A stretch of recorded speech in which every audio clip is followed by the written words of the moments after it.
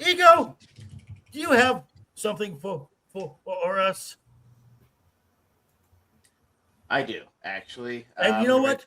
Just for What? this, E.G.O, I'm going to put you front and center.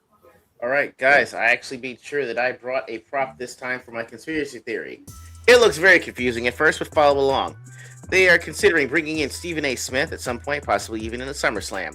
So, what you need to know is that the main thing you're going to watch out for is Pat McAfee and Larry King. Those are the two main people that have to do with this whole thing.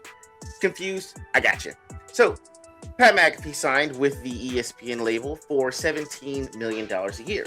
Now, Pat McAfee came in with his whole team, did not want to sell to ESPN, but they made him an offer he absolutely could not refuse. So the thing is that they're paying him $17 million a year, but that has to be spread amongst his entire production crew because part of McAfee's contract said, hey, I want to keep all my guys.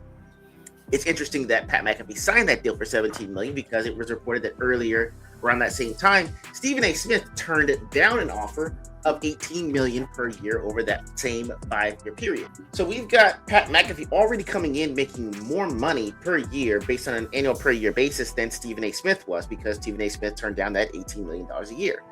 If you've actually listened to some of the podcasts that Stephen A. Smith has been on or discussed, you will hear him say things like, Pat McAfee can do what he does because he's white.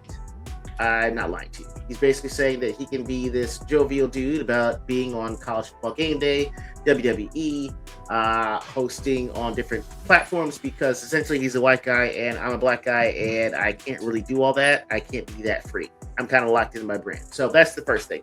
Second thing is Larry King. Now, why do I say Larry King? Larry King was a person that it didn't matter if you were conservative, didn't matter if you were libertarian, did not matter if you were liberal. Everyone knew who Larry King was because if you were anybody that was anybody, you made sure you wanted to be on Larry King. You wanted him to ask you the tough questions. You wanted him to get to the root of the questions, find out the answers, deliver it to the public. And CNN at this point was a pretty big show.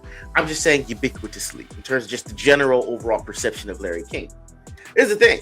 Stephen A. tried this from 2005 to 2007 with, quite frankly, did not do well. I mean, it was mainly him just interviewing athletes because at the time he was seen as more of a sports commentator with ties that could lead to him possibly interviewing other athletes. Now, I've been following Stephen A. Smith for the last 10 years.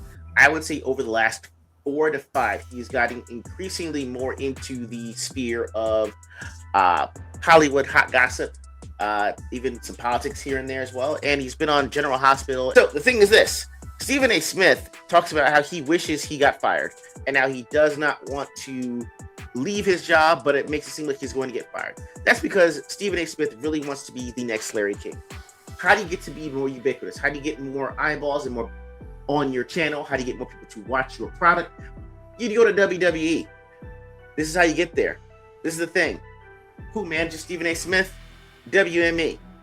We know that because they're AKA that's Endeavor, and that is who WWE is representing now. So that's the reason why Stephen A. Smith is going to jump at this opportunity because it gets him that much closer to being the next Larry King. So I'm not going to lie, it's a pretty good strategy. It might even work, but if you're wondering why Stephen A. Smith is doing this or even why WWE is considering it, that's why.